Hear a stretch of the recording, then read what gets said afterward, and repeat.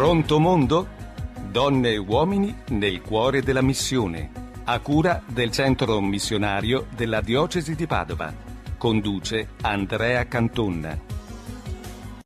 Proviamo a fare un gioco. Torniamo con la mente agli ultimi mesi del 2001, all'inizio del 2002. Le torri gemelle erano appena cadute, la guerra in Afghanistan era appena scoppiata, di lì a 1 anno e mezzo sarebbe cominciata anche la guerra in Iraq. Ve lo ricordate quel periodo? Pareva di essere di fronte a una guerra di civiltà. Da una parte l'Occidente, ormai laico, secolarizzato, però da una forte connotazione identitaria cristiana. Dall'altra parte l'Islam, percepito come un unico universo, ma rappresentato a torto da uno sparuto gruppo di terroristi, Al-Qaeda. Ci pare di essere tornati più o meno a quel periodo. Questa volta il lupo cattivo non si chiama Osama Bin Laden, ma il califo dell'ISIS, quello con il Rolex, capace di scatenare sui social network una sorta di jihad virtuale che con il divino e con il sacro non ha proprio nulla a che fare. Perché questi discorsi? Beh, oggi noi di Pronto Mondo vi porteremo in un paese che di solito non è subito associato alla missione. Quando parliamo di missione pensiamo all'Africa centrale, pensiamo all'America Latina. Oggi andremo in Egitto, un paese che per molti è solamente islamico, ma che in realtà ospita una delle chiese più antiche del mondo, la chiesa copta, fondata direttamente da San Marco Evangelista, lo stesso San Marco che poi fu portato da noi a Venezia e divenne il simbolo di tutto il Veneto. In collegamento avremo padre Lorenzo Baccin, un giovane comboniano originario della parrocchia di Cristo Re, da alcuni anni ad Aswan, una delle città più a sud dell'Egitto che si trova sul Nilo. A lui chiederemo se è davvero in atto una guerra di civiltà o se la nostra percezione occidentale ci fa fare dei voli pindarici non corrispondenti al vero. Chiederemo com'è la situazione dei cristiani, copti e cattolici in Egitto e soprattutto chiederemo se un dialogo, una collaborazione, un progetto insieme può essere davvero possibile. I nomi non sono facili da pronunciare, ma c'è Sameh, c'è Esat, c'è Mina, Gerges, Kirillos. Sono solo alcuni dei 21 cristiani egiziani copti decapitati nelle scorse settimane in Libia dall'ISIS. Erano lì per lavoro, come tanti prima di loro, dato che l'Egitto ormai ha poco o nulla da offrire in termini di opportunità. Il mito delle ricchezze dei faraoni, ma anche dei resort di lusso dei turisti occidentali, sembra ormai il ricordo d'un passato remoto. E a questo si aggiunge l'orrore di nuove forme di fondamentalismo. L'ISIS, che controlla parti della Libia e l'Alto Sinai, è apertamente combattuto dal governo egiziano, che in queste settimane guida la lotta armata contro il califfo dell'orrore e per vendicare i suoi concittadini ha addirittura intensificato i bombardamenti. Amba Macarius, vescovo copto di Minia, ha definito il massacro dei cristiani, l'ultimo, purtroppo solo per adesso di una lunga serie, il più grande caso di martirio cristiano del nostro tempo. Anche Papa Francesco ha fatto arrivare la sua preghiera. Dio li accolga come martiri, durante un'intima omelia a Santa Marta. La pornografia del dolore dell'ISIS ci mostra la dipartita di questi lavoratori, tutti uguali, tutti con il loro boia alle spalle e tutti con la tuta arancione della vergogna, uccisi solo perché cristiani. La Chiesa copta li ha già canonizzati, saranno venerati ogni 15 febbraio. Un dipinto diffuso sul web ce li mostra dietro un altro condannato a morte, con una tuta arancione che trascina la sua croce. È Cristo. Pronto mondo? Siamo in collegamento con padre Lorenzo Baccin, originario di Cristo Re, ma da quasi 5 anni in Egitto ad Aswan. Grazie padre Lorenzo per essere con noi. Grazie a voi. Com'è la situazione adesso in Egitto? Perché dai telegiornali, dai giornali leggiamo di tutto, ma nella parrocchia di Aswan lì da voi come si sta adesso? Beh, Aswan, essendo una città all'estremo sud dell'Egitto e molto più piccola di altri centri, vive fenomeni di violenza che anche oggi di cui anche oggi siamo testimoni in Egitto in maniera molto minore, perché l'Egitto, dopo appunto le vicissitudini della primavera araba, si vede teatro di attentati terroristici più o meno forti e comunque di un trapasso politico che è segnato dalla violenza, ma certamente Assuan vive la cosa in maniera più marginale, essendo appunto lontana dal Cairo e da altre grandi città, però certo parte di un paese che sta vivendo una transizione importante, difficile e che ha bisogno di tutto il nostro sostegno. L'ISIS c'è in Egitto, in che ruolo, cosa sta facendo attualmente? È davvero quel pericolo che i giornali e le TV ci presentano? Ma si sentiva dire già da prima che l'ISIS arrivasse in Libia che c'erano delle presenze dell'ISIS nel nord del Sinai. Il Sinai è una zona che dopo la primavera araba è sempre stata poco sotto il controllo del governo egiziano, un po' per ragioni legate ai tunnel verso Gaza e poi un po' per ragioni legate a delle tribù del Sinai che controllano questa zona attaccando basi dell'esercito, e alcuni dicono che ci fossero delle rappresentanze dell'ISIS legate a queste tribù che appunto facevano anche loro i loro atti di violenza, però questa cosa si è sentita dire, che io sappia non ci sono avute conferme. Il fenomeno dell'emigrazione, di questo movimento oceanico di persone che dal Centro Africa si muovono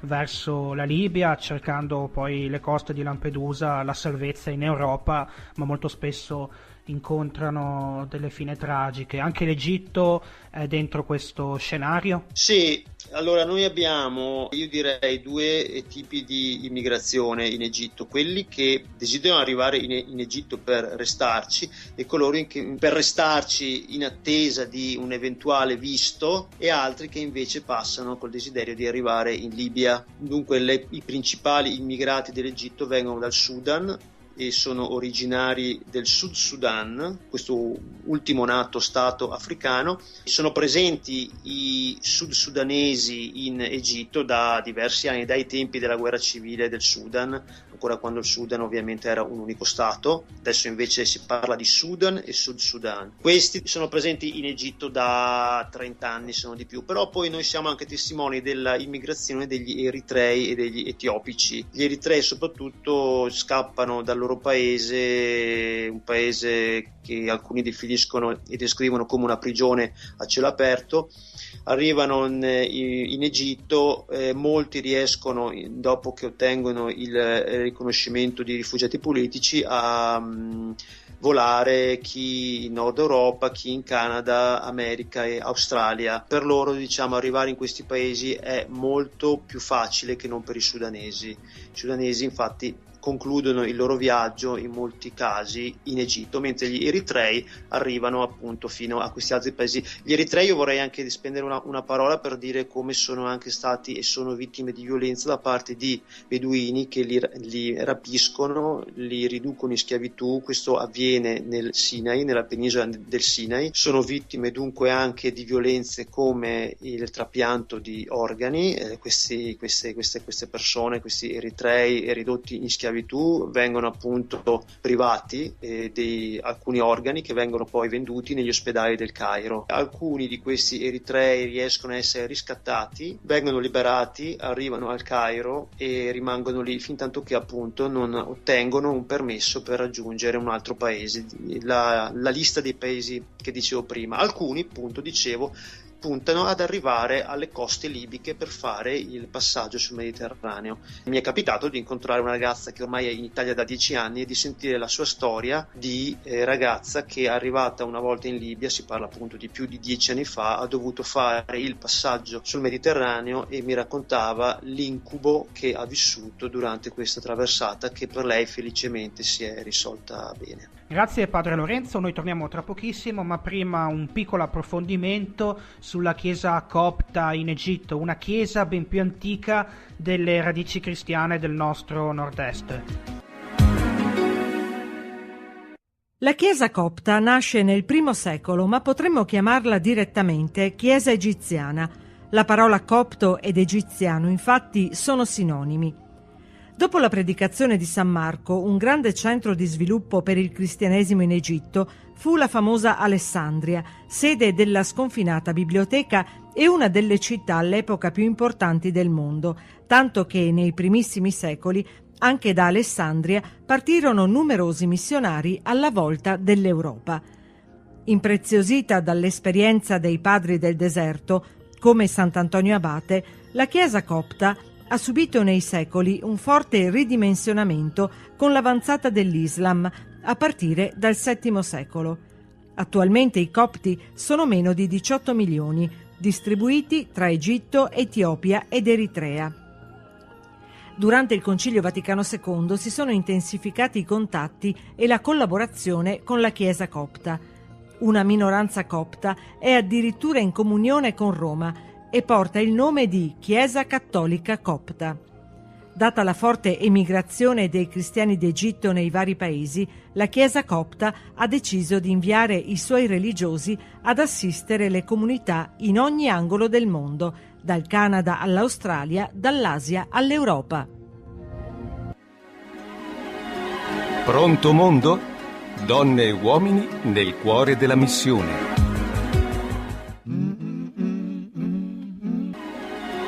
Pronto mondo? Quando in Veneto, qui nelle nostre terre, nelle nostre città, ancora si veneravano gli dei dell'Olimpo, ma si conservavano gelosamente le statuette degli antichi paleoveneti, l'Egitto era già evangelizzato da più di un secolo e mezzo. A portare l'annuncio di Cristo lo stesso evangelista San Marco. Secondo alcuni storici del cristianesimo, a portare il Vangelo qui a Padova, Vicenza, Verona, Venezia sarebbero stati dei religiosi provenienti da Alessandria d'Egitto, città dove si trovava sepolto San Marco, le cui reliquie sarebbero state portate da Alessandria proprio a Venezia da dei mercanti in maniera molto rocambolesca. La chiesa antica dell'Egitto, che è una minoranza, ma una minoranza lì presente da quasi 2000 anni, è la chiesa copta. Padre Lorenzo, la sua esperienza con questa importante realtà cristiana qual è? Sì, io sono proprio in una parrocchia dove serviamo, dove camminiamo, dove collaboriamo con copti, perché appunto con la parola copto noi diciamo cristiano egiziano, per cui nel momento in cui uno ha a che fare con cristiani egiziani ha a che fare con copti.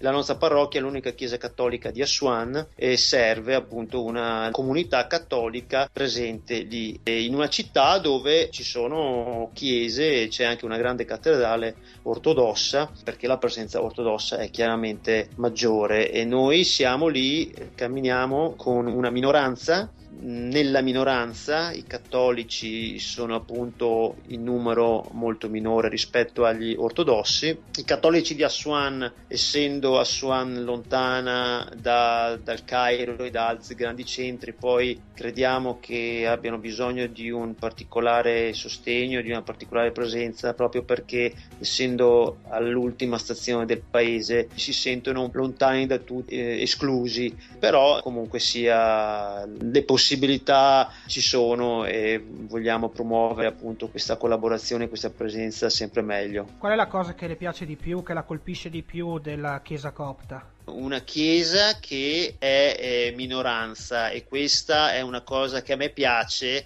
forse potrebbe essere pericolosa come definizione, è effettivamente una chiesa di minoranza. Una chiesa che è minoranza è una chiesa che è chiamata a vivere, io credo, l'essenza del Vangelo, perché quando Gesù ci invita ad amare i nostri nemici, ci invita a fare qualcosa di speciale e non a fare ciò che facevano i farisei, gli scribi. Noi siamo chiamati a essere lievito lì dove il cristianesimo è minoranza, non è presente, è sfidato, e questa è una cosa che a me piace. La chiesa copta è una chiesa che resiste da secoli, dall'inizio del cristianesimo. Essere membro di questa chiesa, sebbene come straniero, come missionario, mi fa sentire orgoglioso, mi fa sentire veramente all'interno di una sfida che è quella di amare i diversi, di amare quelli che sono lontani, e che significa amare i nostri fratelli e sorelle musulmani. Le cifre della persecuzione quali sono? In Egitto c'è una guerra al cristianesimo? Ma guarda, una persecuzione c'è, non esattamente ai livelli delle persecuzioni che seguiamo in Siria e in Iraq. Le persecuzioni sono dettate dal fatto che comunque un cristiano in Egitto per molti aspetti rimane un cittadino di serie B. Se c'è da occupare un posto pubblico, un cristiano può essere anche la miglior persona, quella con più capacità, però il primo posto difficilmente lo daranno ad un cristiano. Essere cristiano in Egitto significa che tu manifesti la tua fede, però solamente all'interno dei tuoi ambienti, all'interno della tua chiesa, all'interno del tuo patronato, del tuo oratorio, mentre ti confronti con la realtà musulmana che si serve di strumenti come megafoni e chiama alla preghiera attraverso questa loro presenza dei minareti e le moschee che chiamano alla preghiera, e dunque hanno sicuramente una fede, una vita religiosa molto più esteriore rispetto a quella invece che vivono i cristiani. Sei prete da 5 anni, ma sei comboniano ormai da 14.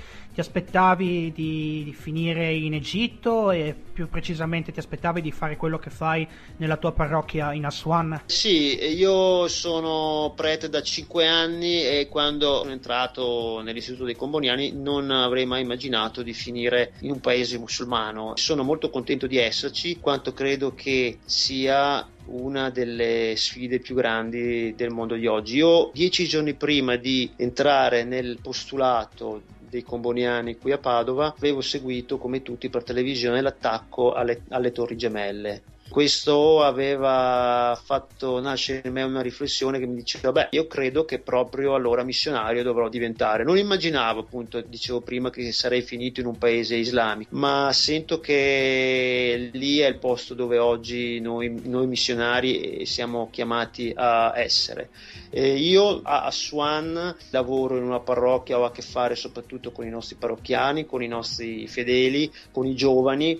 Il mio lavoro con i giovani è un lavoro di formazione cristiana, è un lavoro anche di servizio. Abbiamo fatto 2 esperienze con un gruppo di giovani a servizio di svantaggiati, poveri musulmani. Ricordo appunto la prima esperienza, che è stata quella di una giornata di festa e animazione con un gruppo di ragazzini delle scuole elementari di un villaggio di Aswan, una realtà molto povera, e i ragazzini che avevamo di fronte a noi erano tutti musulmani, e noi della nostra parrocchia, noi tutti cristiani, abbiamo fatto questo servizio, abbiamo avuto questo incontro con loro, è stato molto bello. Poi ricordo anche un'altra esperienza a favore di famiglie tutte musulmane, anche queste, che avevano un membro, un ragazzo, un bambino, una bambina disabile. La vita dei disabili in Egitto è dura, in quanto c'è molta vergogna da parte delle famiglie che hanno un disabile, tendono a tenerlo sempre a casa. Noi abbiamo pensato, anche con l'aiuto della Caritas locale, di organizzare una festa per loro. Io credo che queste occasioni veramente possano aiutare a costruire una società diversa in Egitto, una convivenza sempre migliore tra cristiani e musulmani. Un'ultima domanda, padre Lorenzo. Dalle sue parole si capisce che un dialogo con l'Islam è possibile, ma è possibile anche qui nelle nostre terre venete, in particolare a Padova, e come? Ma certo, il dialogo con l'Islam è un grande tema di oggi. Io ci credo, noi missionari comboniani ci crediamo tantissimo. Io credo che sia importante trovare, come dicevo prima, dei valori comuni, e sicuramente ce ne sono. Con questo non voglio dire che noi cristiani dobbiamo allora annacquare la nostra identità per cercare di riuscire a modellarci in una identità diversa e comune da creare con l'Islam. Io credo che noi dobbiamo essere cristiani fino in fondo, ma riuscire a trovare qualcosa in comune, valori in comuni da condividere con loro: il servizio ai poveri, ai più svantaggiati, la ricerca di una vita più dignitosa, il donare, il cercare possibilità per i giovani, sviluppo umano. Sono tutti quanti temi che io credo possiamo trovare con il mondo islamico assieme. Certo, poi i campi del dialogo sono tanti, però io credo che investire su questi sia forse la cosa più facile, la cosa migliore, anche in Italia, dove situazioni di svantaggio e di povertà certamente non mancano. Padre Lorenzo, la sua testimonianza è stata davvero preziosa, ti ringraziamo per il tempo che ci hai concesso e soprattutto per il lavoro che fai a rappresentanza di Padova e anche della parrocchia di Cristo Re in Egitto. Grazie mille. Grazie Andrea, grazie a tutti, un abbraccio, grazie. È tutto, cari ascoltatori, il viaggio verso il mondo con il nostro telefono di Pronto Mondo riparte la settimana prossima. A presto.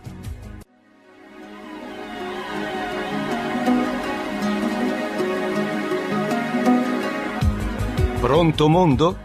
Donne e uomini nel cuore della missione, a cura del centro missionario della diocesi di Padova.